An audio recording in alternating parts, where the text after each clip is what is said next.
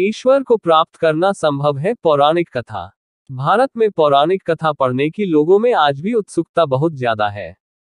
ऐसी कथाएं न सिर्फ रोचक होती है बल्कि हमें कुछ न कुछ शिक्षा भी देकर जाती है। ऐसी ही एक पौराणिक हिंदी कहानी हम आपके लिए लेकर आए हैं। एक धर्म गुरु थे। उनके प्रवचन से प्रभावित होकर एक युवक ने उनको अपना गुरु बना लिया। युवक रोज गुरुजी के आश्रम आता, उनकी सेवा करता। गुरुजी जहां भी कहीं प्रवचन करने जाते, युवक को भी साथ ही ले जाते। इस प्रकार वह युवक लगभग हर सत्संग और प्रवचन में गुरुजी के साथ रहता।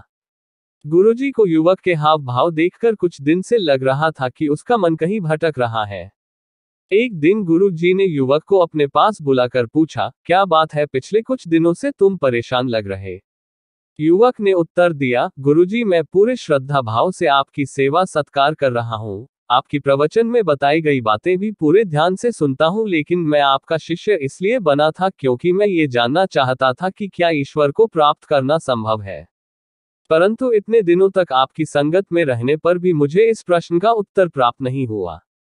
अतः मेरा मन थोड़ा अशांत है। शिष्य की बात सुनकर गुरुजी मुस्कुराने लगे।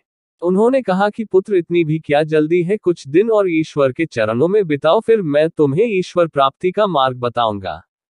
कुछ दिन और बीते तो फिर से शिष्य को गुरुजी ने अपने समक्ष पाया।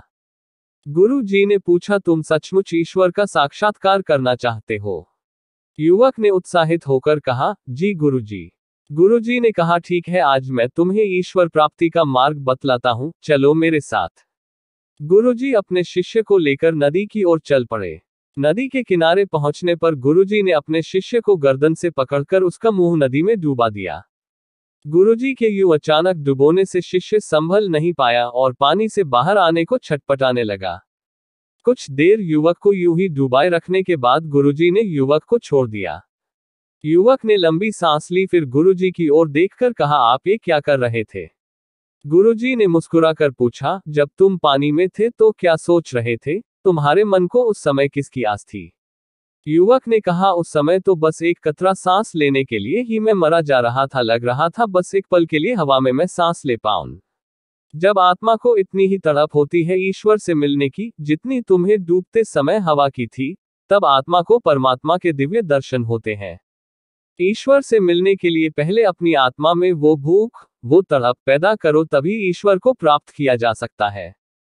तो दोस्तों, ये थी एक पौराणिक हिंदी कथा जो हमें ये सीख देती है कि अगर ईश्वर को प्राप्त करना है तो अपनी आत्मा में उसे पाने की भूख होना बहुत जरूरी है। आपके पास कोई कहानी हो तो हमें भेजें। हो सकता है आपकी कहानी किसी की जिंदगी बदल दे। कहानी अच्छी लगी तो चैनल को सब्सक्राइब करें, फेसबुक को फॉलो करें, वीडियो को शेयर, कमेंट और लाइक करें, ये सब बिल्कुल फ्री है।